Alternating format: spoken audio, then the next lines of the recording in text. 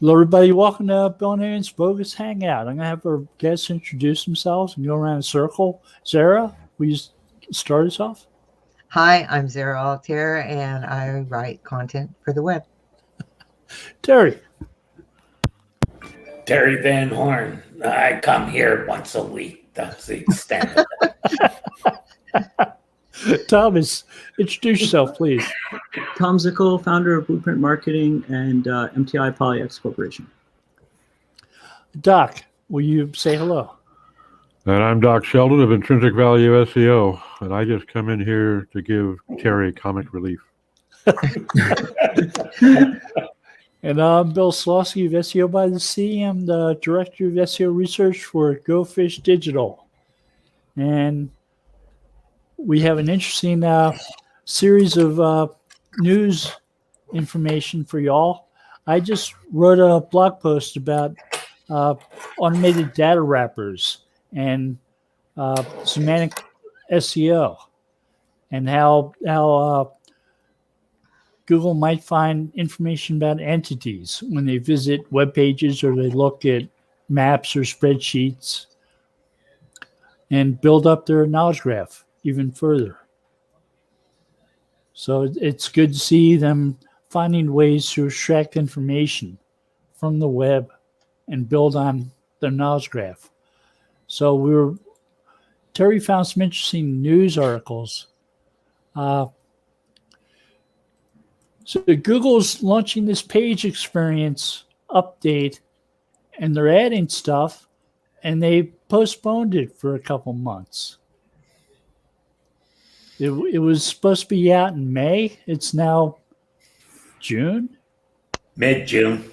Mid-June? Mid-June with a rollout in August. And I noticed a new page experience feature in Google Search Console this morning. New GUI for the site speeds and page user experience. So it was doing real well on GT metrics. So if I wanted a downer, I had to visit Google Search Console and see the new GUI. Usually if you do well on GT metrics, you'll do well on Google. You'd think so, but it's not translated. That's been my experience. It wasn't working for me. Oh, not really? Today. Yeah. I think I got like a 98, 99 in GT metrics, and I didn't do so well in Google Search Console. It didn't like some of my pages. Did it label them as bad or just like it either does good, bad, poor, good, poor, or medium, whatever that is? It gives you a word that isn't really helpful in terms of what to do to change it to something better.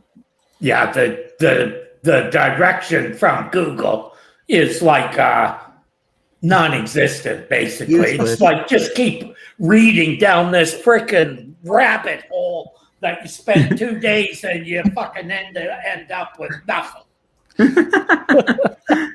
That's been my Just go to one page and then you go to the next page because they keep sending you to something else, right? Yeah. And it's And still, none of it really is definitive or lots of times isn't even really about what you originally went down the hole for. I think a lot of what Google's basing it on, when you clicked on the URLs before, it took you to Google's own system. Kim just said URL. Yep. The actual, or what URL? Sorry, when it would take you to Google's own page speed system, where it would tell you to defer JavaScript or do something with CSS, and that would actually be somewhat helpful, but it meant that you had to put in tools like WP Rocket, or you'd have to make sure that you actually have a concise, well-built. Sorry, it's called a basically CSS path. So you're not writing CSS on everything, you're writing JavaScript on every page, and a fast server. A lot of stuff. A lot of big changes, because I think they're also running 3G speeds when they're doing testing. So that's the most unfortunate part. I think that's the big difference between GT metrics and what we're seeing in Search Console. Well, if you follow the instructions on GT metrics, it usually gets you into the numbers you want. That was what I found. Yeah, if you sign up for an account with them, you can change the speed that it tests on. But I think it defaults to 5 megabits download speed, I believe. Outside of that, I think it's I think Google tries to replicate what a 3G phone would do, and I don't know what its download speed actually is. But website speedtest.org seems to be very easy to control, whether it's a mobile device or replicate, whether it's coming from 3G, 4G, or even 5G now. So you can, but assuming users are still using 3G is assuming they're going very slow.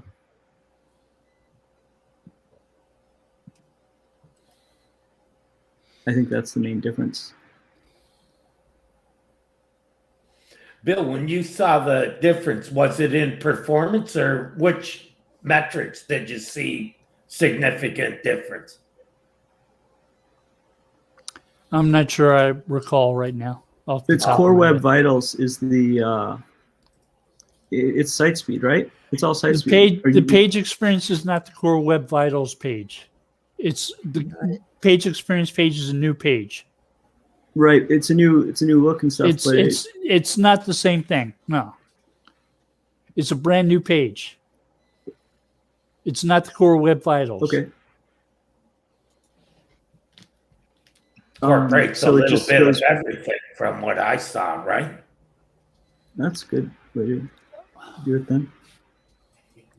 I don't have it right in front of me. Yeah. Yeah, the article. Core Web Vitals will become a ranking signal in May 2021. So it seems like people that have been worried about them already being impacted are, I guess. Yeah, I won't be surprised if they never make it a ranking signal. Because about half the sites, most people I talk to don't even have any data in Webmaster Tools. Right. Yeah, so if they haven't got probably any data for your website, how can they do you? That puts every small site at a disadvantage to the larger sites. Well, that's the lab readings, though, Terry. The field readings they can still take. They crawl, so. Because the lab readings aren't really much of an indicator anyway. Yeah, what matters are the details that they're gathering through Chrome, correct? And most people don't even have that data in their Google Search Console. I've got 8 sites, not one of them has enough traffic to get that. You're talking tens of thousands a month in order to get that data. So what they're doing is putting every small site at a disadvantage. If you're a small site, you might as well not even bother doing it because they don't get enough data to even measure it. That's the way it sounds to me. It would take a lot of data if you think about it from any other real user metrics tool to actually get a fair reading. Well, considering they can only do it through Chrome. But I mean, yeah, I guess it obviously would skew the data on sites that don't get a lot of hits at all. Well, if half the traffic on the web is using the mobile, and Apple is a large percentage of that, what does that mean? That most people won't get core web value because half the traffic isn't even on a system that can take in the data. Yeah, I think Safari makes up for 37% of mobile traffic now, because Android's a little bit wider spread now. But last time I looked, I think it was somewhere around that. But you're right, you are right, and they can use whatever browsers, or they could use Firefox or something else on the browser. But whatever data they do get, I hope it doesn't become perfect ranking signal for them. What they consider a perfect ranking signal, because it's definitely very hard when you get a site loading like Bill's talking about under 1 second, and they're ranking you at the experience at okay or something like that.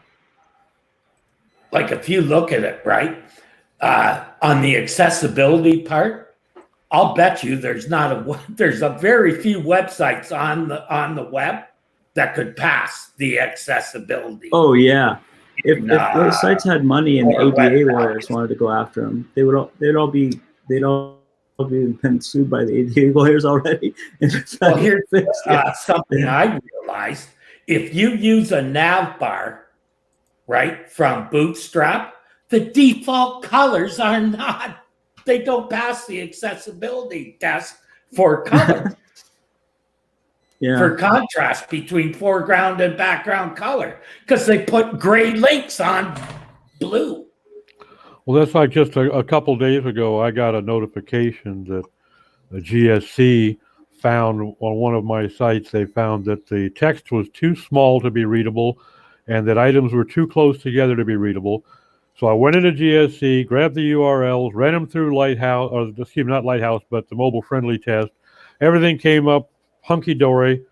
I went back to GSC and said, take another look, and it came back and said, everything looks hunky-dory.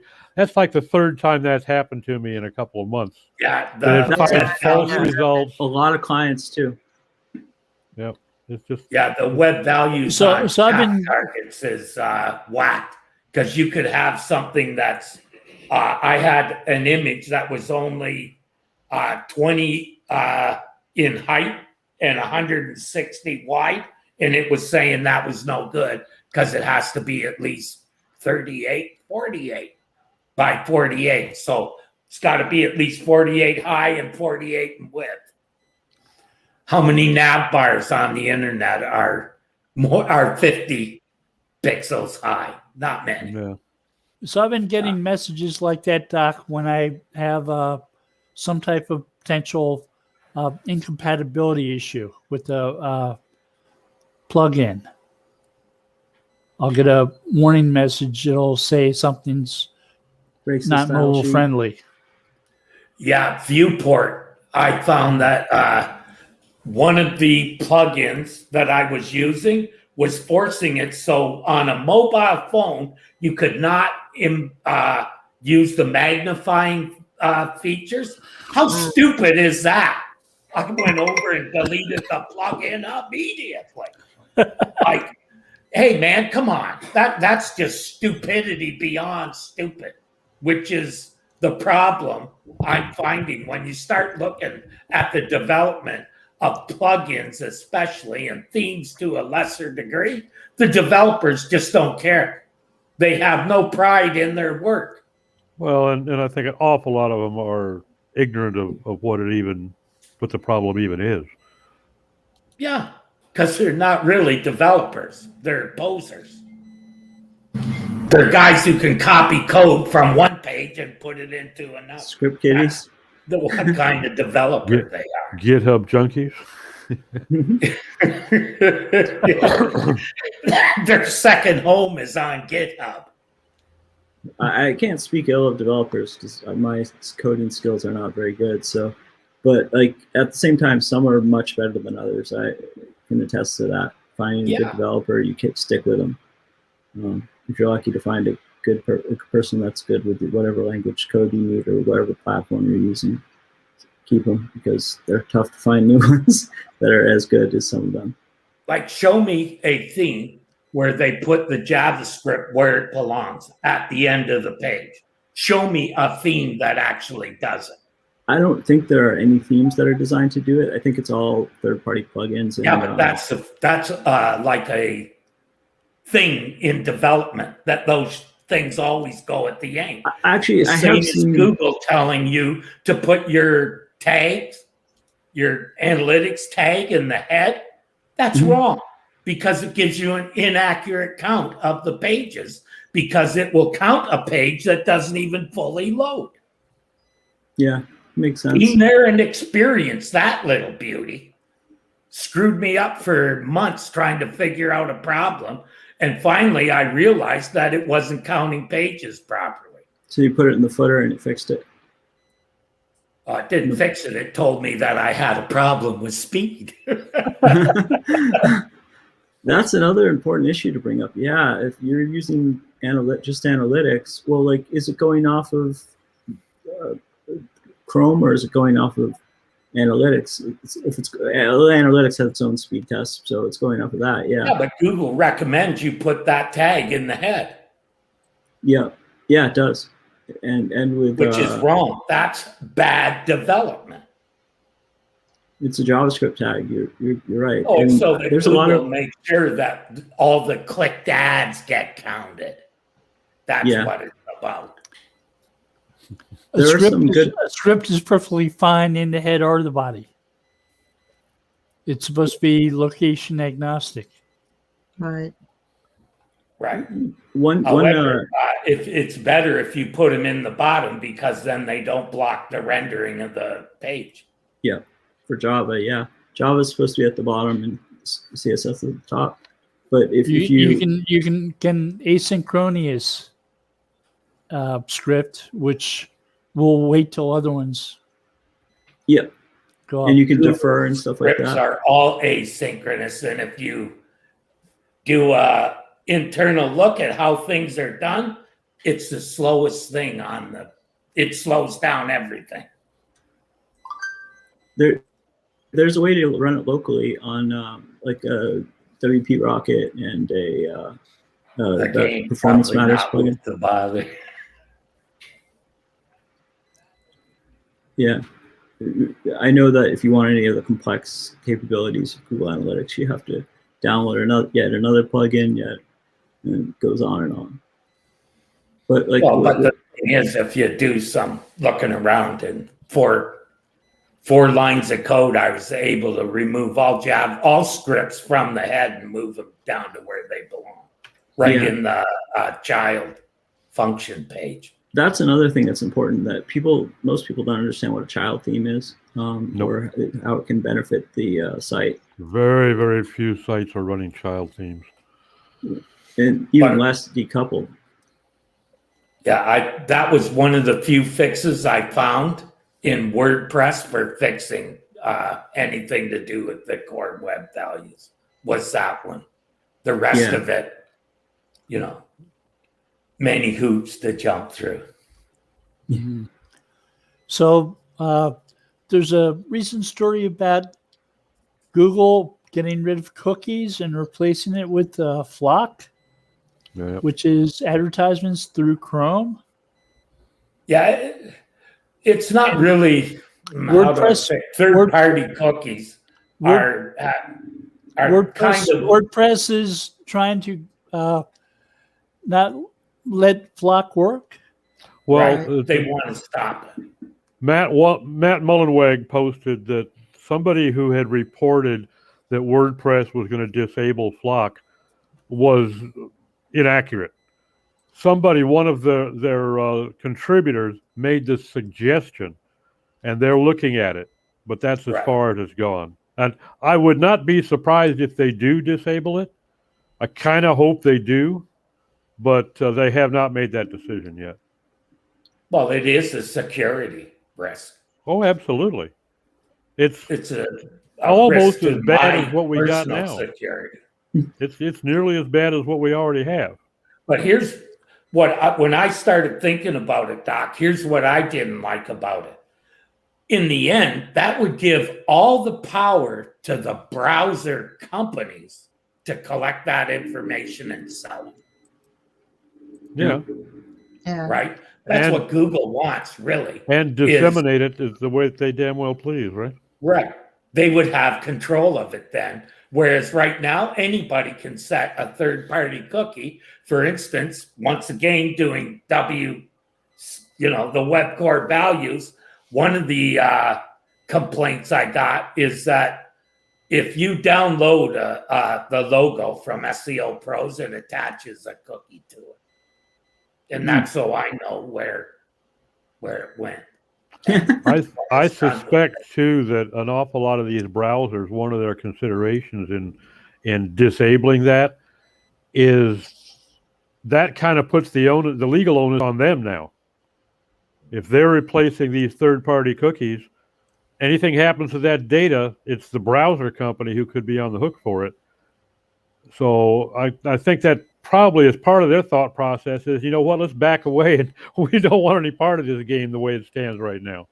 Well, that makes a lot of sense because Apple just got paid a lot of money by Google to, remember when Apple iPhones started out, they were Bing. They had Bing built in, and most people aren't going to switch the default search engine, right? So then when they switched to Google, it was actually a paid for deal, it turns out. So it seems like, obviously that would be thinking farther down the line. They probably were thinking about something like Flock and, how to control. I mean, with Safari, who knows what they'll allow, what they will or won't allow. They're pretty good about privacy, or they say they are. But it seems like if you're running the Google search engine and you're going to have to replace a cookie with some sort of a Flock or something else, it's going to be very difficult to repeat exactly what we have now across platforms. And it just seems like it seems necessary in some ways and unnecessary in others. Well, Google has followed the approach that some other companies have developed with audio watermarks, where they'll understand high frequency sounds captured by microphones. And on Android phones, the microphone's always on. If the microphone captures an audio watermark from a television show or a radio show, Google recognizes that you're watching that television show or that listening to that radio show because of the audio watermark, which is so high frequency, only your dog can hear it. And then therefore it will go to whatever product is presented on that show. Try it next time you see a vehicle actually on the TV. Right. There's one company that started collecting cookies whenever they're aware of that, or started giving out, or started making notations like they were cookies. Yeah, it's amazing. Like you'll see, you'll watch Knight Rider or something. Not that's on TV. Like any show with vehicles in it. I've noticed if you type in the manufacturer of that vehicle, you'll see the exact model for some reason come up while you're watching the show. So on my phone, there's a what's playing now feature on an Android phone, which will tell you what type of music's captured by the phone from TV, from stores, from wherever around. Like Shazam, but sort of just part of Google now. Like Shazam, yeah. It's built into Google though. Yeah, no, I think it's pretty cool, but it's also legally, isn't having a microphone on and capturing data basically wiretapping? I don't think that Google calls it that.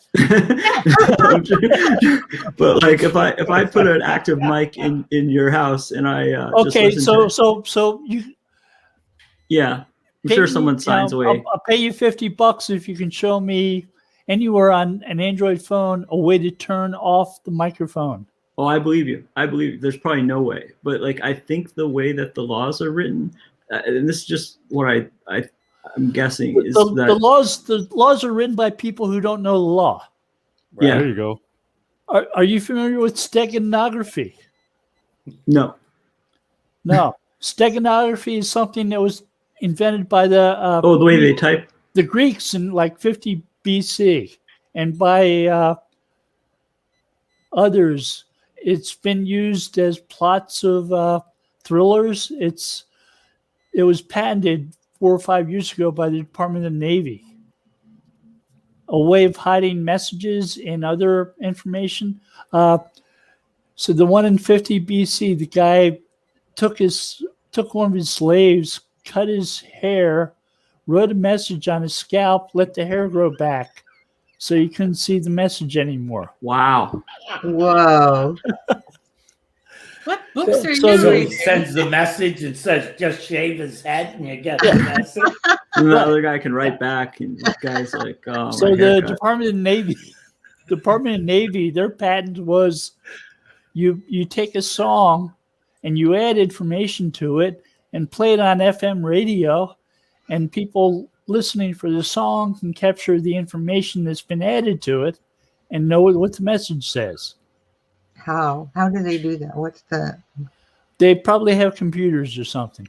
No, well, yeah, they Something. do have to use a computer, but basically, yeah, they've been using that for decades in the military, and basically, what it's doing is taking a frequency modulated signal, where you've got a carrier, And it strength, shocked. and It then shocked, modulation on that carrier, and they're putting modulation on the modulation, and then you It- have to have the key to detect that second modulation. it shocked me to see that it was assigned to the Department of Defense. Okay. 3 or They 4 developed years it, yeah. Probably for because it's Project been Ultra. around for so long. It's been around longer than Christ. Yeah. So if Literally. you turn off your phone bill, does that turn off the microphone? Probably not on the device if you keep it plugged in, That's even debatable, yeah. because you still have to be able to call 911. So I think that they're probably still listening. It's like "We Here for You" should be their motto. No. They probably can continue to use the global positioning satellite sensors. Oh yeah, the SIM will work until you take the SIM out or the battery out. The SIM is always connected. I don't care what the state of the phone is. You got to use a hammer Really? Okay. or submerge it in that water. answers my question. Turning it off does not help. No, you gotta take the SIM out or take the battery out, or it's going to be constantly locating. But it can't listen to the No, microphone. It Well, would be you able and to I listen. can't. We don't know what Facebook can do. So when it says turn off location, that means nothing, right? Nah. They can Yeah. still triangulate you with the cell services. Right. I know. So what's the point? Even if they did actually turn off the GPS, which they probably Well, don't it turn makes off you for feel certain reasons. good. that you can They've do that. patented identifying location based on electromagnetic cables near you. So they know where all the cables are that run electricity around you all times. Hmm. And your distance from those will tell them where you're located. Yeah, behind walls, and it's pretty amazing, that technology that they have to be able to do that. The stuff that's available to any municipal police department to subscribe to will give you placement of a cell phone within 3 meters anywhere within range. Yeah. What about phones that are used? Like we have old cell phones that are rigged as security cameras, like for example, out in the barn. Mhm. And don't ask me how Eric figured that out. And I think Christine Churchill, they have this, that's where we got the idea from, was something that they do. So those phones still have the SIM card in, and they take pictures as well, like every so many seconds. This is how we know what's going on with the horses inside. So they always know what Billy and Manny are up to. Exactly. And I'm thinking to myself, if they're listening, all they're hearing is horse sounds and and eating. So this conversation is fascinating to me. So there's CDC cameras scattered throughout the globe showing pictures of things that are boring watchers to death. Yeah. Mm-hmm. Watchers who are a GS6 drawing a $92,000 a year salary. Thank you very much. Well, what happens in the evening when the bats come out and start sending their high frequency communications back and forth? That just blows by. Depends on the sensitivity of the mic and the phone, I suppose, as to whether they even pick that frequency up.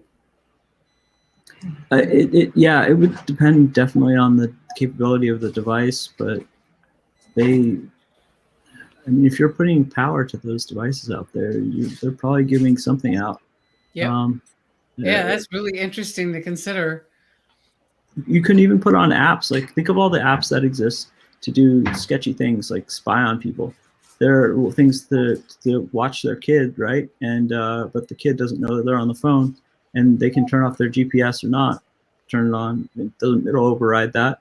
So if it can do that with just the programming, and triangulation, like I agree, like with Doc said, it's extremely effective. During the Second World War, that's how they found people on each side using radios to talk back and forth to each other. Right. So I mean, it's extremely. I think that Big Brother is definitely already here and present. Oh, yeah.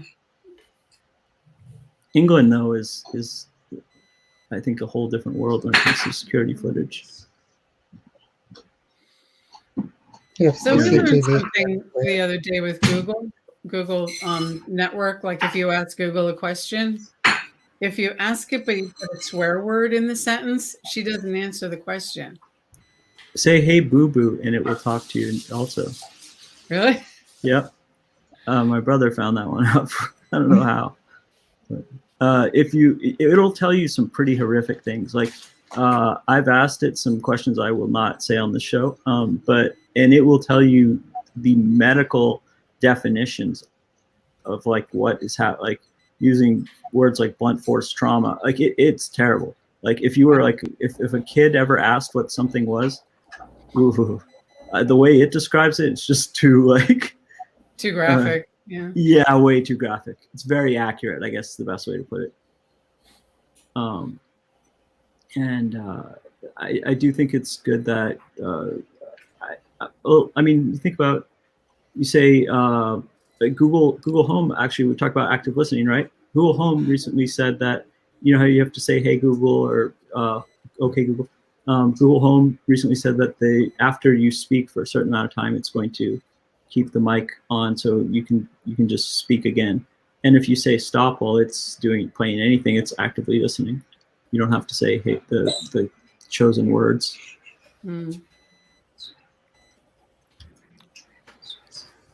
I think that I think they're all listening all the time, because they wouldn't be able to listen to "Hey Google" or "Hey Boo Boo" if you if you're listening. Yeah. But rather, I think the difference in the law is if they're actually keeping a copy of that on their, or no, if they're just transmitting it. I think that's what it says. Yeah, as long as they're transmitting it, it's the same thing as wiretapping.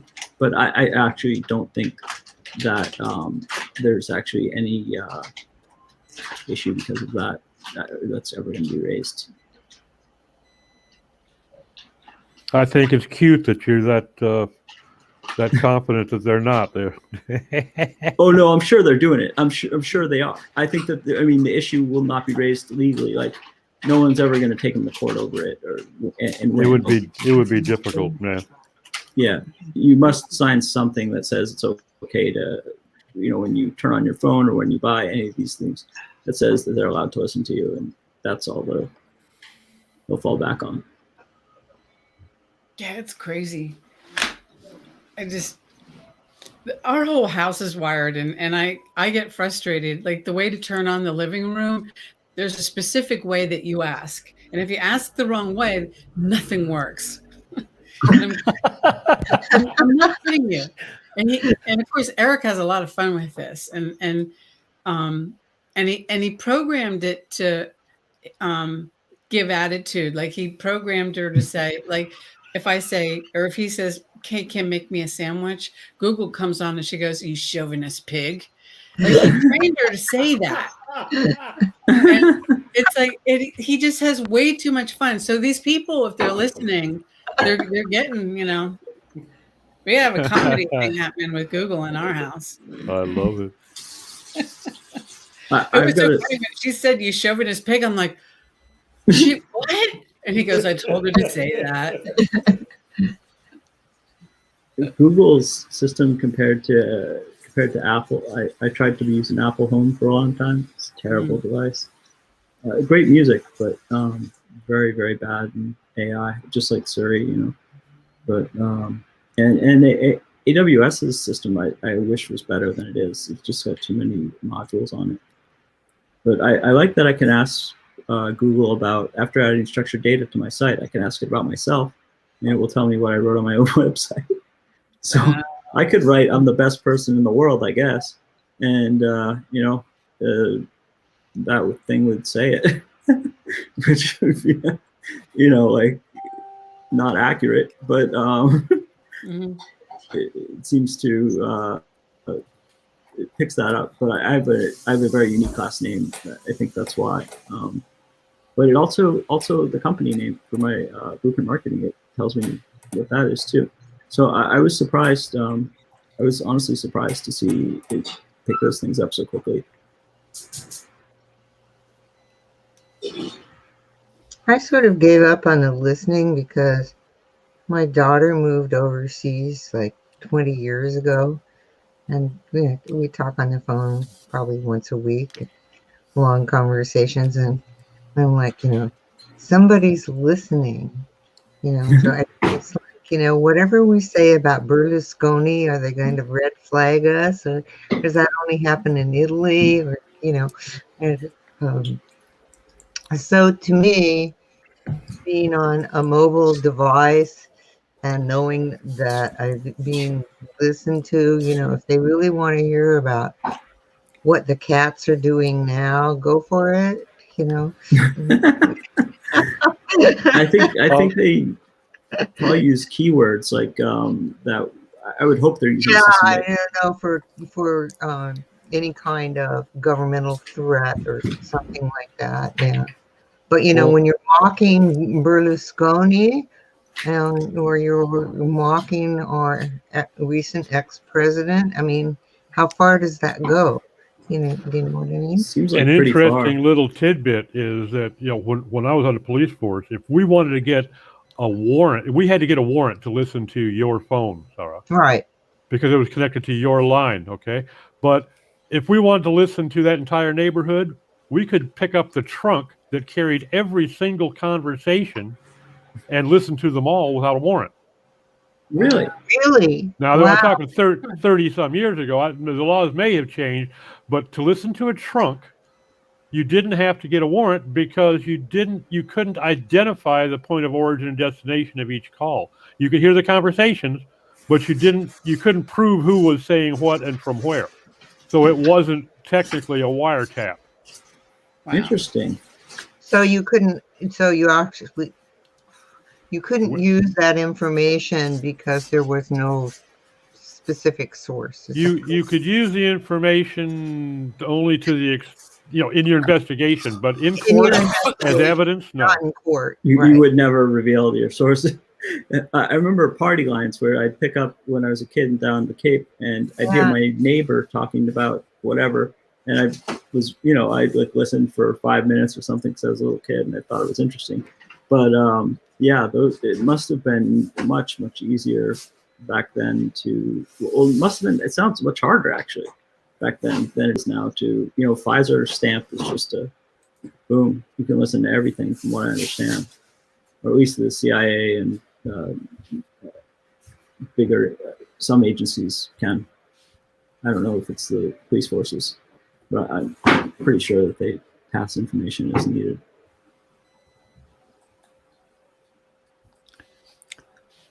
Is this what the Space Force does? No, they're just keeping track of those Jewish lasers that are starting all the forest fires. Good to hear. I guess we gotta brush our trees. I just found out there's lizard people, but they're running the planet too. It's amazing. You find out every day on the web.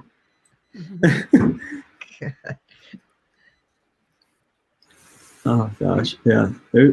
I actually know a few people that think that the CIA is on the moon or in the moon watching us instead of like with satellites or drones or all the other stuff. And they also don't think that we landed on the moon. those people should move to the DC area and read the Washington Post. Yeah, that might be an Got a improvement. job. I still remember when CIA was posting, somebody posted a picture of a parking lot, an empty warehouse parking lot, with the note under it saying CIA was looking at that location as a future headquarters. And they retracted it a week later and said, the CIA can't buy this property. The FBI is already using it as a headquarters. It's like you see a little booth. You go into the booth, you take an elevator down to the ground, the level underground, and there's the FBI headquarters building. Yeah. Yeah. I mean, for what we're spending on defense and national security, I can't imagine how many places like that there must be around that we just don't know about. If the Greenbrier is If you live in Virginia outside of DC area, you see these secret hidden military bases. Right. Oh, these yeah. Fences, big fences, and yeah. The other thing that I found really amazing going there was the data transmission cables. You know, we were driving around, and I said, "What are those great big? Most of them are underground, but not all of them. So they're these humongous data cables. You know, going along between poles, running along the highways." I don't see that in Oregon. You know, that's a thing. I think that's where some of the main ones lead to Europe across under the ocean. I know that even like we tapped the Russians' undersea cables with a clamp by putting a clamp around an unencrypted cable like that. Oh, yeah? I'm sure they did the same thing to us. Well, it's just like, we're all tracking each other's ships and submarines via the sonographic signatures that are picked up by cables laid on the bottom of the sea too. Yeah, the whole listening network. And that's been around. That's been around for 40 years that I know of. Yeah, so that's sound travels so far underwater that you can. Well, plus each bearing of every sub has a particular sonographic signature. They all vibrate at a particular frequency. They've got a little burr here or a little bit of wear there, and you can identify which sub it is and how fast it's going, at what depth, in what direction. Yeah. And they do it to us, and we do it to them, and it's pretty sophisticated, but it's mind blowing when you realize that it's been around since the 70s, the late 70s. Reminds me of your book. There's That you wrote. actually. What's the name? What's the name of the book you wrote? Dadushka. Dadushka. I'll have It's to read good. it. Yeah, it's good. There's a page turner. I loved it. Did Eric ever read it? I read it. Yeah. No, I said, did Eric? Oh. No, he won't read books. No, if it doesn't come from a computer, he's not interested. He can version. wait for the movie. I'm still patiently waiting so many people to contact me. There you go. Yep. Got to be patient because it ain't likely to happen. Yeah. This house is packed with books, and they're all mine. Most of them. Yeah, I think Google actually has. I wouldn't be surprised if they have a whole division working on using spy tech that's already been invented, making it better, using it for marketing reasons. Like you think about what you could do when the Russians built that. I think it was called the Thing. I hate to use that word to describe a thing, but it was an object that had no mechanical parts, and when you focused two beams on it for sound, you could actually hear whatever was being said in a particular room with it. So they would give they gave some diplomat a gift of the American seal in wood, and in the back it had a metal backing with this cavity in it, and they could point it right there, They listened to us for 20 something years before they figured it Wow. out. Yeah. Like, we do that to them. They do that to us. They use the heat from concrete curing to power listening devices inside embassies and things like that. So I think Google probably takes a page from everything. Sorry, I'm not visiting my mother this week. So I think they take a page from everyone. Everything that's public knowledge or knowledge that they can acquire that spies have done to actually work on capturing the public's attention and turning it into dollars. Mm-hmm. You just made me think of the wall, the border wall, and what they could be sticking in that nobody's even aware of. Oh yeah, I mean, if you think about the Berlin Wall, how like overly done that was, and what they were going to do with the plans for that. If you read about that, if that had gone on into the 90s, that would have been a very high-tech wall. But like the southern border wall, I'm glad that project hopefully is ending. I don't really see it being beneficial to us. I think most of the money was getting taken from that to pay for yachts. Yeah, and golf. Yeah. Yeah. The technology that's being employed and has been for several years right here at the border crossing is amazing. When you get in a car lane to cross from Mexico into the U.S., you actually cross the border, the technical border, about 50 yards before you get to the guard shack. For the shack, right. And that's so that if you get close enough and you look suspicious, you're already on U.S. territory. They can snag you. Okay. Yeah. That's the reason for it. But they have stuff embedded in the pavement, in walls, in the sides of these shacks where your car is going to drive over or between things. And they can do scans that will make an MRI at Johns Hopkins look pretty rudimentary. Your radiation level goes they up can quite a bit detect once you get people in through. the false bottom of a trailer. They can detect the different density of what may be, bricks of marijuana or cocaine versus air. It's really sophisticated stuff, and it's been around for years and years and years. Is it like an X-ray type of system? Do you think? Is it using radiation? It's actually magnetic resonance, most of it. Okay, that makes sense. They did have X-ray stuff early on, but now it's mostly magnetic resonance. So it is an MR. Still, we're leading the world in import of things like fentanyl. Yeah. How's that happening? Doctors, patients. Because it's made in the United States. The vast majority It's of the made illegal in the drugs. bathroom of some guy in Arkansas. Some The high vast school majority of the- chemist Breaking Bad. The grand majority of the illegal drugs across the United States from Mexico are not going across in the bottom of somebody's trunk or in a bag. They're going across in 18-foot or 18-wheelers. Okay. Yeah. Or tunnels. I mean, Gaylords.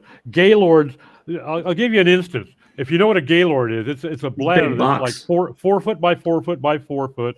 It may contain dry raw material or it may contain liquid. Okay, and it is polypropylene and it's enclosed in a cage to help it hold its shape. And what these people had done is they had rotomolded a Gaylord that was, let's say, 40 inches by 40 inches by 40 inches, and then rotomolded a 48-inch cube of the same material around it, filled the cavity between the two with this dark liquid, and then filled the inside with cocaine. Wow. Yeah. To the tune of like 650 pounds of almost uncut, like 95% pure cocaine. Wow.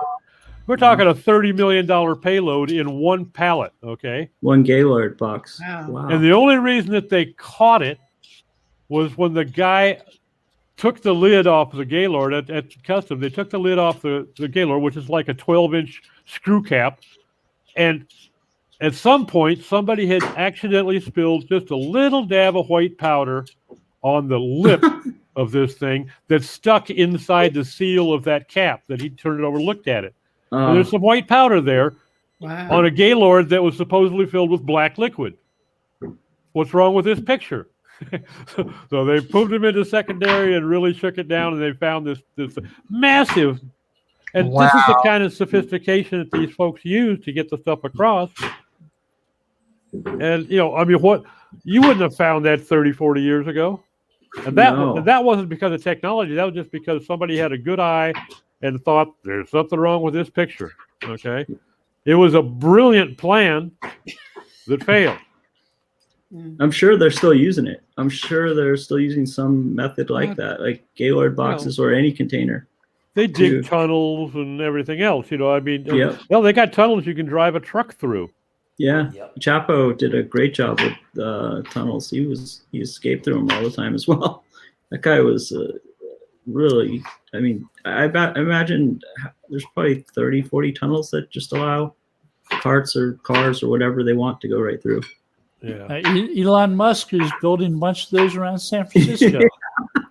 Probably borrow some of his technology and drive some Teslas full of Coke through there. Fill the batteries. Yeah. Did you know that Google has an office in Boulder, Colorado? Yep.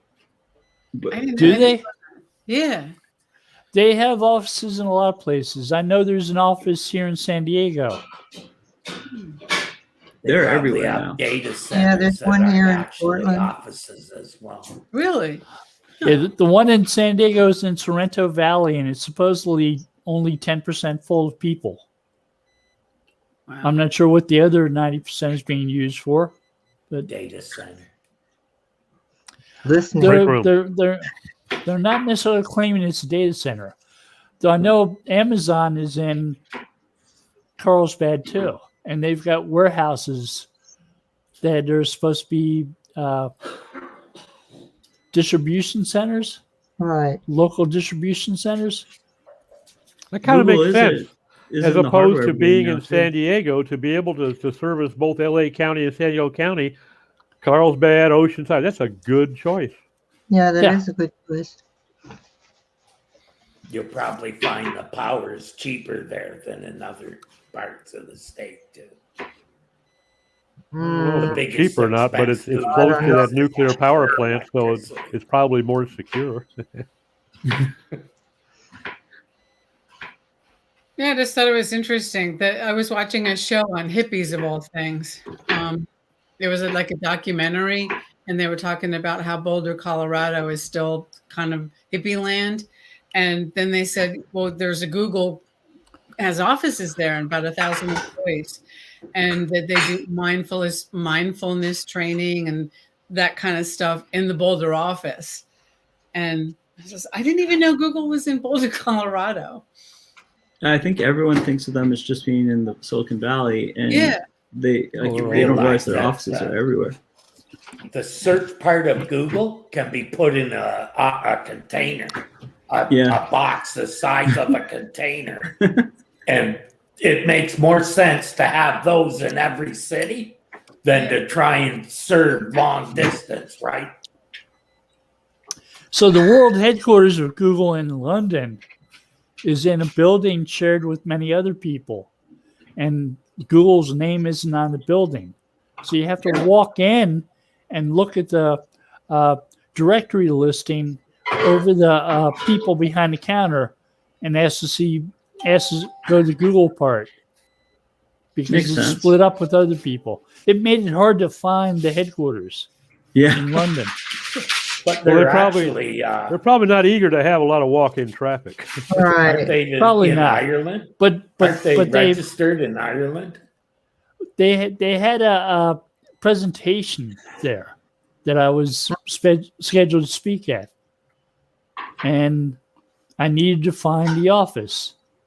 So I walked around that neighborhood for about an hour or so before I found the right man. building. Wow. Google Maps didn't get you there. Google Maps did not get me there. I tried. Oh my gosh. What area of London is it? Do you remember? I don't remember the name. It was About 65 minutes from Heathrow Airport, though. Okay. So it wasn't right close to the airport. So the airport, but the airport's outside of. I know that, but I'm not a regular visitor to London. I couldn't tell you all the parts. I They went to could pick up- Google. Google might even work with London's police force and might have that video of you looking for them. They might have record of me trying to find the place on Google Maps. Yeah, that's true as well. They definitely have that. Yeah. I mean, you look in your. I found it by finding a lunch place and figured people from Google eat lunch too. So this Wow. guy would know where they're at.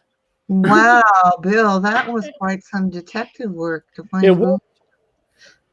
They couldn't just the address just didn't actually like correlate at all, huh? They didn't really give me an address, and they didn't have the name of the building, Google on the building. Oh, okay, so Give you a give you the street. general area. Wow. They gave me a general area. Oh yeah, that's tough. So I Genial found hooks as somebody who always. served food, who knew where the Google people were from, and went to the building he pointed to, and went inside and looked at the names of the names of businesses or the people at the front counter. Smart. Wow. I had no choice. That was the only way to find it. Yeah, remember the days before GPS and Google Maps and all this stuff? We'd actually Yeah. have a real. I'd get lost for forever. It felt like I had a Foldable maps and driving steering wheels don't mix well. No, they Yeah, don't. no, they do. Talk about texting and driving. Map is way worse. I had to drive up when I was a kid, and somebody had given me the number one digit incorrectly or something. So 4.5 hours of just circling, and finally you figure it out eventually, but or you go home. Got there around 1 a.m. But now we take all this stuff for granted. But do you think that the trade-off is worth it in the end? Do you think that knowing that our children's children will be able to see a blueprint of our entire lives? They'll wait. I get to see a couple of photos of my parents' life, maybe their yearbook or something, but I can't see what they were talking about on Facebook. Kids are going to get a whole different view of their parents than. I try to find information about my great grandparents or my great uncles or whatever. I can't find them. No. I'm not sure if the people I found in Italy are people who were related to me or not. On Ancestry.com, did you do the DNA thing? I did the DNA thing. That's still not going to tell me if 3 or 4 generations ago in Italy are people who were related to me. I can read about some of these people in history books, but I don't know if they're my ancestors or not. Yeah. Yeah, I do a lot of the ancestry work. I took it over from my mom and my aunt, and we just follow the documents, and there's just so much information. I mean, the other day not the other day, but a couple of weeks ago, got the death certificate for one of my uncles because there was a question about how he passed, and I was able to pull that up. It's possible that I have an uncle who grew up in Italy, whose family and him visited an island off of Italy, and the family passed away from an earthquake that hit the island, and he survived. And he grew, became a famous philosopher, and may or may not be related to my family. He's got the same last name as me. That's interesting. It's hard to tell. Ancestry.com says I'm like a millionth related to Genghis Khan, or my dad is. So I'm like a billion. I don't know. But they got rid of that after 4 months after my brother got it for Christmas for everyone, and then it's like I think they were just trying to tie you to somebody with a big name, anyone in the very beginning, and then it just went away. So now we're no longer related to him at all, according to them. But I think that I think they were just trying to get people to talk about word of mouth. Be a good marketing strategy. It's like a historic perspective. Yeah, like anyone's probably, if you go back far enough, you could probably relate someone in a very, very small way to someone of some note, like, and I think if you do that, then it's a great marketing tool. But it also, for your last name in Italy, it sounds like that. Well, I know my great grandmother grew up in a castle in a town in Italy called Bobbio. The castle's been there since 1800. Wow. It wasn't owned by my family at the time she was growing up, but she supposedly lived in the castle and grew up in it. It's a pretty good deal. If you So I visited near there, an hour away, and Uber wanted $800 to take me to it. For an hour? They wanted me to rent a van with a driver. Whoa. Oh, crazy. So I passed that. Yeah. That's my claim to fame is I got my grandfather was shot robbing a bank during the Depression. Okay, so that's my family line.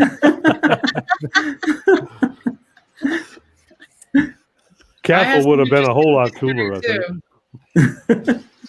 My family, I know, my great grandfather was one of the founding fathers of Texas. But before he was in Texas, there's this period of undisclosed activity where he was somewhere in the Caribbean. And the more I thought about it, the more I thought, no, wait a minute. What was going on in the Caribbean then? Sounds like a pirate to me, Sarah. Pirates, and then he came back and he had this ring with the diamonds and everything with came from probably Venezuela, and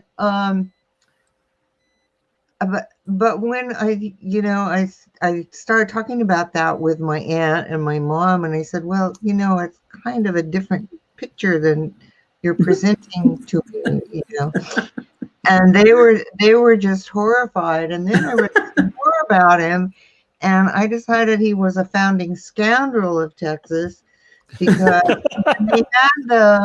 when they had the Texas land grants, and there was a depression in Tennessee and the surrounding area, and people came to Texas to start over because they wanted a new life because their life had failed in the East, and they came to Texas, and he was appointed secretary because he spoke Spanish, which he miraculously learned during this period of which we know nothing in the Caribbean. And so he could speak both Spanish and English. And what he did, he was just a scoundrel. And people would come and they'd say, I want the land that goes from, the tree to the rock to the canyon, because that's how they, delineated things. And, he'd duly record all this stuff. And he'd said, well, there is a $10 recording fee. And they came with nothing, right? And $10 was a lot of money. And they said, oh, well, but we don't have $10. And he's like, don't worry about it. I'll loan you the $10. And then, you can pay me back in a year. Compound interest. And then if you don't have the $10 in a year, I'll get your land. And surely in a year you can come up with $10. And so he had great swaths of land in Texas because these people couldn't pay him on these rental land. He was a scoundrel. He was an outrageous scoundrel.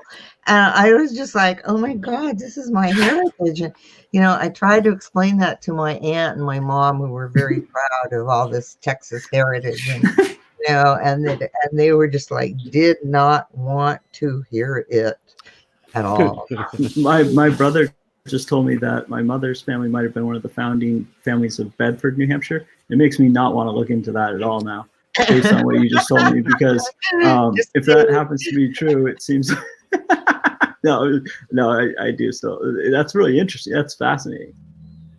So Yeah. one of the most famous cases we studied in law school was in Oregon, and it was over property that belonged to a legislator in Oregon who was spending lots of time in San Francisco. He'd gone to law school in Kentucky and been kicked out of Kentucky and chased away by the police, and reappeared in Oregon with no police chasing him anymore. Did he create a religion by any chance? He was involved with a young lady who was younger than the law liked. Wow. When he lived in Kentucky, Wow. he Well, at least it lost wasn't his he lost a lawsuit in Oregon.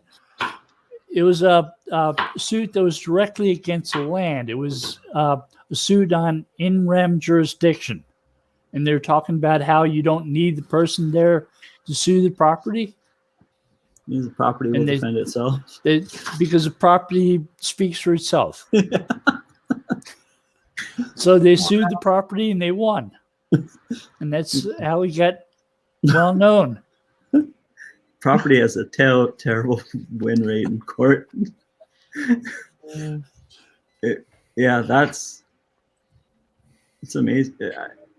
I think that, the farther back we go, we look at people like Columbus, and I mean, today, the more woke culture says that he's a bad person. When I was growing up, I was told he was a hero. I don't know. I guess it's all interpretation of the time the person lived in, and no one knows what was actually, unless you lived in it. We have a decent idea of what was happening, but not exactly a perfect idea of what was happening by that person, by what the standard of the day was. So I think it's really, I don't know. All the PC culture kind of bothers me a little bit, but it's like all the people getting upset about George Washington being a slave owner. Yeah. He lived during the time when people owned slaves. Yeah. It's unfortunate that was you think about, I imagine anyone, and I hate to say this, would, if they grew up seeing their families and every other family, they would just think it was normal. And no matter who they are,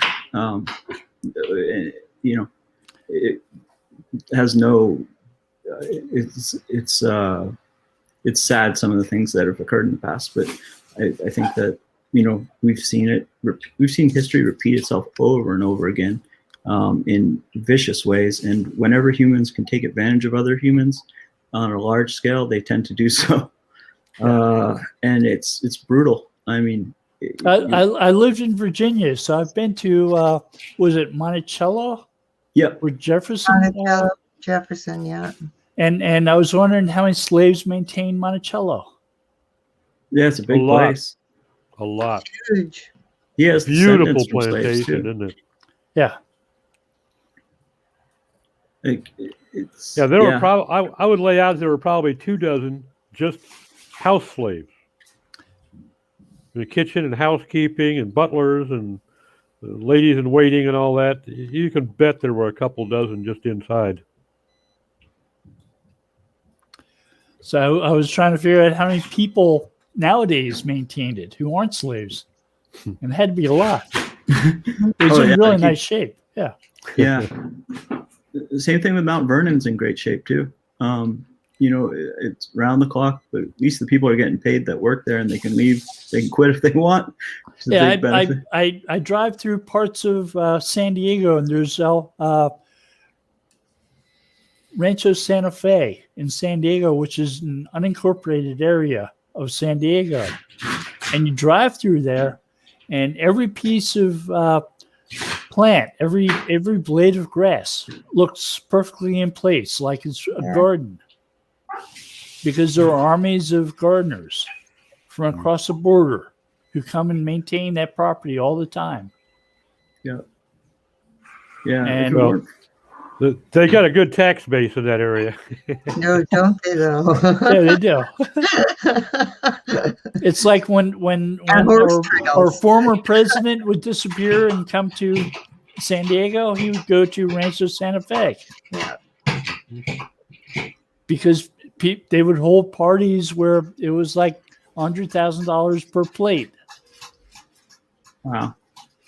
I remember when I was a little girl and my aunt had a friend who lived in Rancho Santa Fe, and I was just mind boggled, because we lived by the ocean and it was cool Yeah. breezes, and and we went to Rancho Santa Fe to visit this woman, which was a long trip then. 20 miles was a big deal. Yeah. And I was like, who in the world would want to live here? It's hot and it's all scrubby and ugly, and I just couldn't imagine. And now it's so upscale, I guess you could say, about Rancho Santa Fe. Just totally different, and the lovely, lovely horse trails. I mean, everything. You're right, Bill. Every blade of grass is tended. Disneyland sort of. It's like everything's pre-planned. Everything is in its place. Yeah, because it used to And be hot. it's all well maintained. Yeah. Yeah, no, I agree. It's amazing what we can do when we actually, as a society, when we put our effort and minds to it. If we want to present some, I mean, you look at Paris, it's amazing. But you look at things like certain areas of the world like that, and you're blown away. But people with a certain eye that have a gift for landscaping and making places like Disney, just look magical in certain ways, or like nice ranches or very elegant castles or whatever that might be. We're at the top of the hour, so have to end the show and say thank you, everybody. So thank you for joining us. Hey. Thank you. Take care. Bye, Thank you. everybody. Bye. Bye bye.